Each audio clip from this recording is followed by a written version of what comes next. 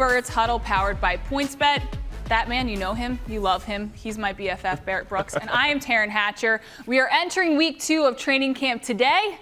Barrett, in your experience, as training camp gets deeper and deeper, it feels like these days here in Philadelphia just keep getting hotter and the days are more like the dog days of summer.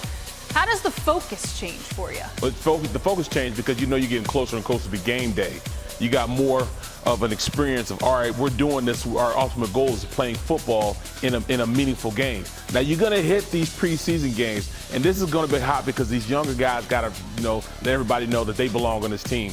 Even the older veterans, they're trying to make the team. So that roster is going to get smaller and smaller as this, this competition goes forward. So you'll see guys get a little more focused. You'll see them run a little bit harder because they understand you have a short amount of time to maximize your talent out on the field, because as fast as you're there, you can be out of there real quick. Could I just get a real quick side thought from you on those Guardian caps? Because I love the look of them, let me tell you. A bunch of bobbleheads out there. Steve Wallace started out, he kept getting concussions, but now, with the Guardian, I think I could have played a lot longer if I'd have had that, because I was always getting concussions and everything. That's just real, me being real.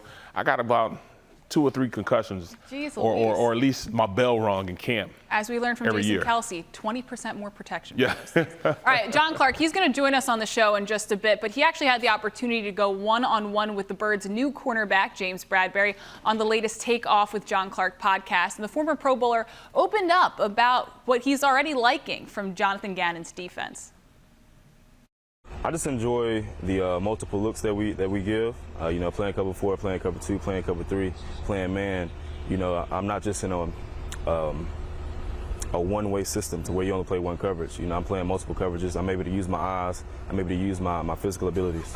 Now, Slay has told us he does like to play man, but okay, he's not going to overdo it with Jonathan Gannon and say we got to do this all the time. What is your preference? I like to play both.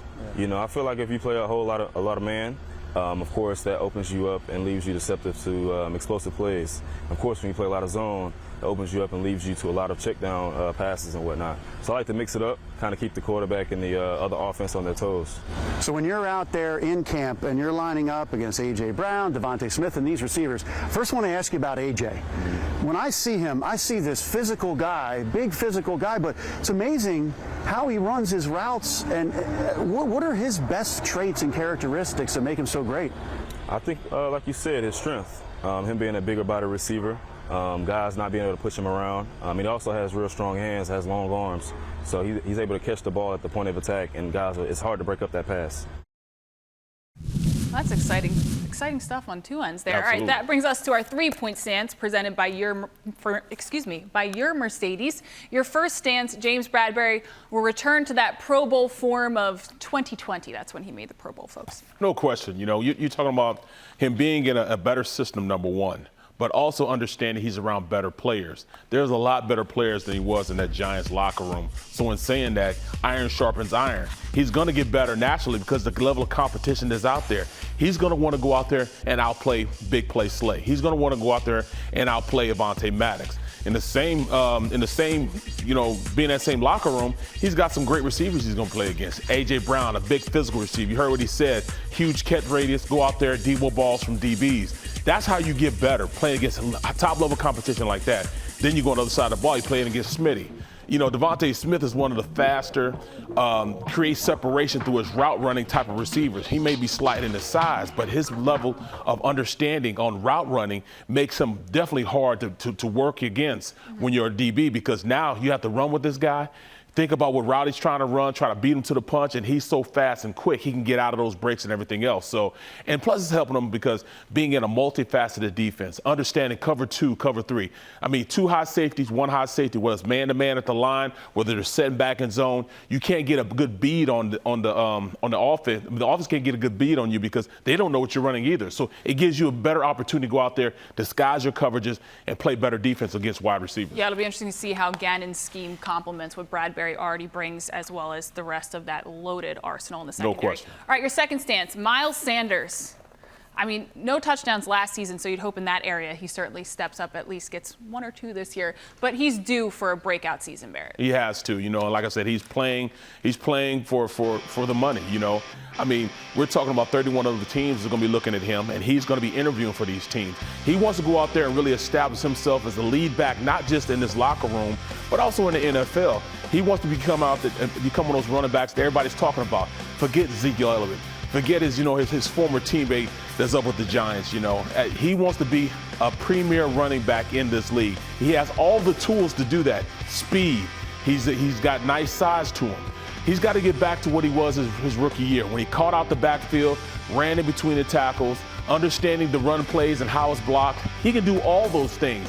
He's one of those running backs to be an all-faceted 3-down back. He could be a guy that can go out there on first down and run the ball up the middle. You can use him, going out there and catching passes out the backfield on third down. You can also use him in the screen game. He has a lot that he has to go out there and really show this team that he's a multi-purpose back. And with this team wanting you to go out there and really make yourself a more than one back, use more than one back in the backfield, he's got to make sure he optimizes all the reps he gets, because he's got guys, in back of him are really trying to go out there and get the ball also. Yeah, we know they want to play by committee, play with the platoon. Boston which Scott, means all those guys. Kenny Gainwell, you're going to have to make yourself stand Absolutely. out. All right, the final stance, and this is the biggest story in the NFL today, the biggest story in sports today, truthfully. Browns quarterback Deshaun Watson has been suspended for 6 games by the NFL for violating the NFL personal conduct policy. He's suspended without pay, but will not be fined. Barrett, there was speculation about a full season suspension. There was a 10-game suspension number thrown around. Watson ends up with just 6. The NFL remains undecided on whether they will appeal for longer. Were you surprised it wasn't more? Were you disappointed it wasn't more? Because 6 seemed, on the speculation, certainly the lower end of things. Yeah, I mean, the NFL was actually trying to go out there and get suspended for a year and fine him $5 million. Well, he got none of that. He got fined 6 games. And if you look at the disciplinary officer, that's former judge Sue Robinson said the nonviolent sexual conduct that he did was not worth finding him, suspending him for more than 10 games or more than a season. I don't know what that means, but, I'm not going to say where there's smoke, there's fire, but I will say this. There was something that was uncharacteristic about getting over 66 massages in less than 2 years. But I'll say this, though, also. The grand jury, they tried 2 grand juries to try to prosecute him and try to make some happen criminally. It never happened. So right there in the middle, 6 games, I think is a little less. But, hey, I think this NFL wants to just get it behind him. They want to just, take this and move forward. He wants to take this and move forward. Also, the Houston Texans need to take this and move forward. I mean, they have to have some accountability also with everything that went on. So they have 2 organizations, and especially 2 owners with the Houston Texans and with the, Cleveland Browns that have a little accountability as far as, what should be done to them also. So as they go forward, it's going to be hard for them really to get rid of this, stench off of them. But I think they're just trying to push it under the rug and keep going forward now. Yeah, certainly a number that surprised some people, and it would indicate exactly what you said.